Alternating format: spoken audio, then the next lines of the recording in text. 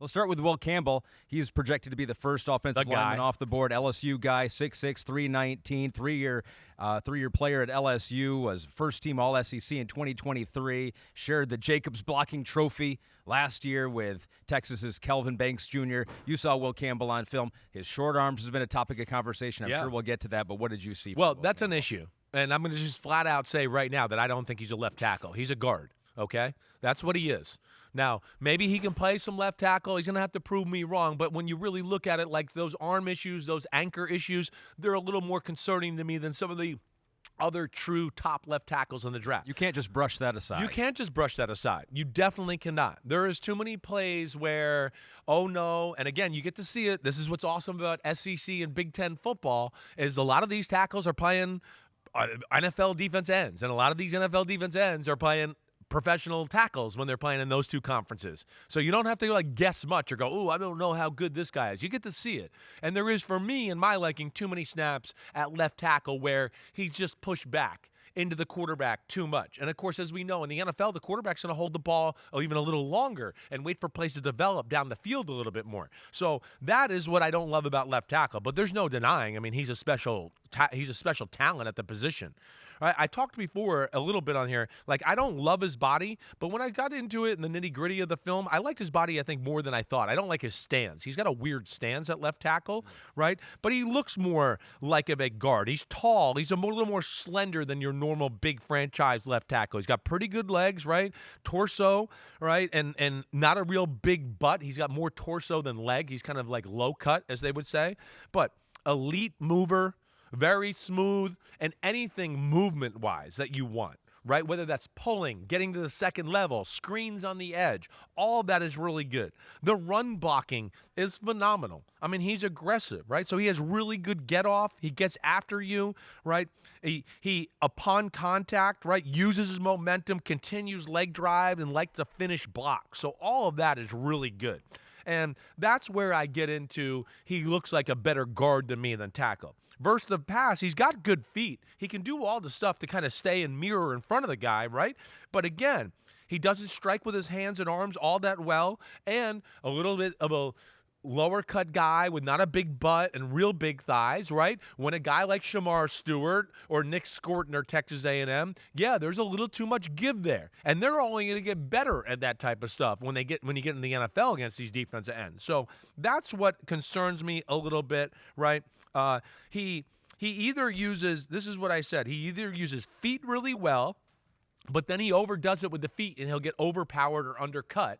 Or he'll kind of brace for, wait, my anchor's not that good, so I'm really trying to anchor. I'm getting ready to anchor, and then someone beats him with speed, right? So there's a little bit of issue there because he knows there's a deficiency there, at least in my assessment, right? I wrote, no way is he a tackle. He plays a little high versus the run, but damn, he's good. It's hard to argue the results, right?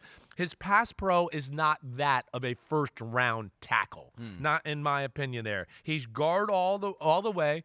I did write he's a little overrated. I don't think we're seeing Zach Martin or Quentin Nelson here, right?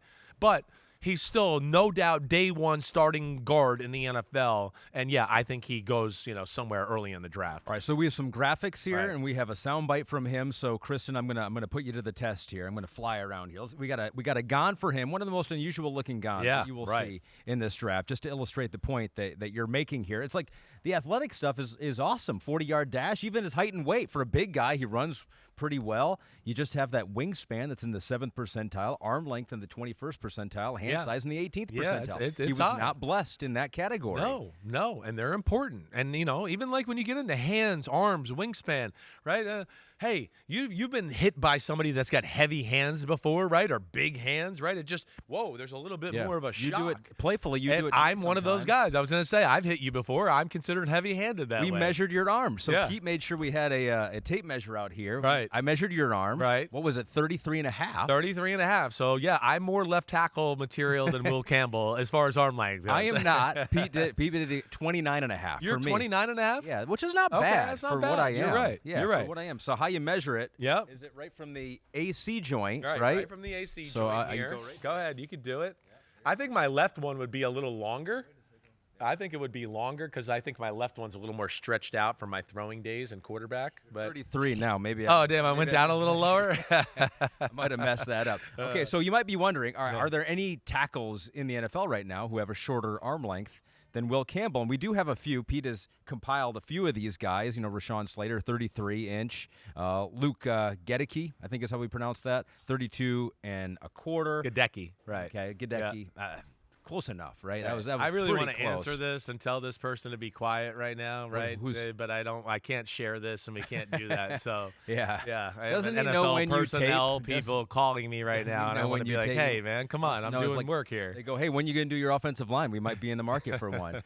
So what do you say when you see these aren't the longest arm? Penei Sewell going to be one of the best right tackles of all time. You can overcome it. You can overcome it when you have good technique. You know how to strike with your hands the right way, when to use them, have your legs underneath you in the right positions and all that. You certainly can, right? This goes more, though, than against just the arm. See, again, Rashawn Slater, some of these other guys, right? When I was evaluating them, I knew their arms were a little shorter. Yeah. But you didn't go away also going, wait, arms are shorter and there's an anchor problem, right? So I think it's a double whammy there right now. And I think that's where, again, how well can he take to the coaching, the technique? He might be able to do all this stuff. And maybe he proves me wrong and others out there, right? But I think that's going to be something that's going to have to be seen at training camp and evaluated there. Let's let him speak for himself here. This is him at the LSU Pro Day regarding his arm length concerns.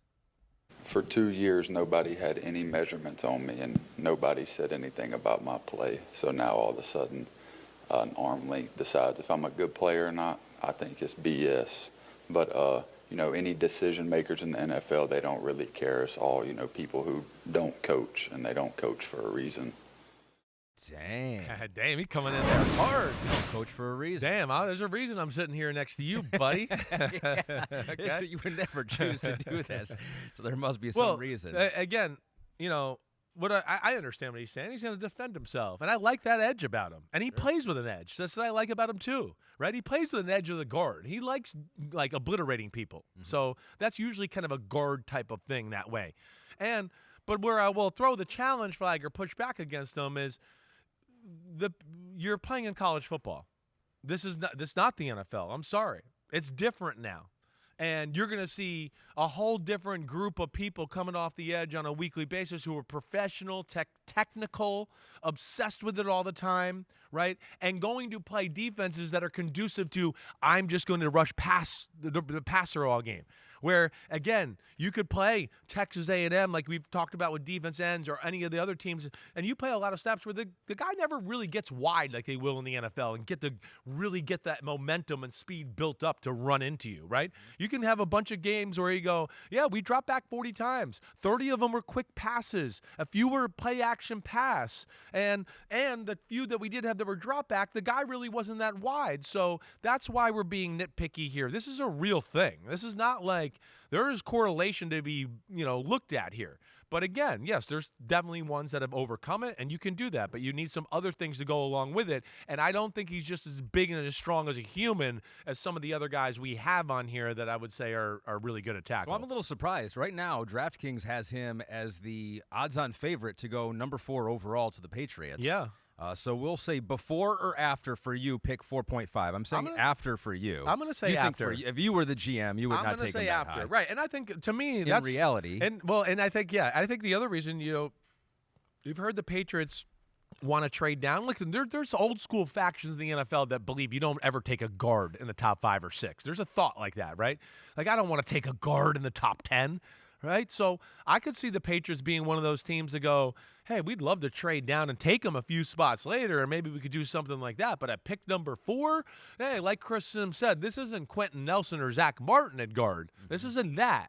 Right? It's damn good. Don't get me wrong. But yeah, I would say after. Thanks for watching Chris Simms Unbuttoned. Hey, just because the season's over, it doesn't mean we're over. We ain't going anywhere. The NFL never dies. We're staying right here. Hit subscribe. We got every NFL move. We'll react to that. Plus, Chris has got 4,719 draft prospect profiles to do. Thanks again for watching. Subscribe. You know where to find us. Peace out, homies.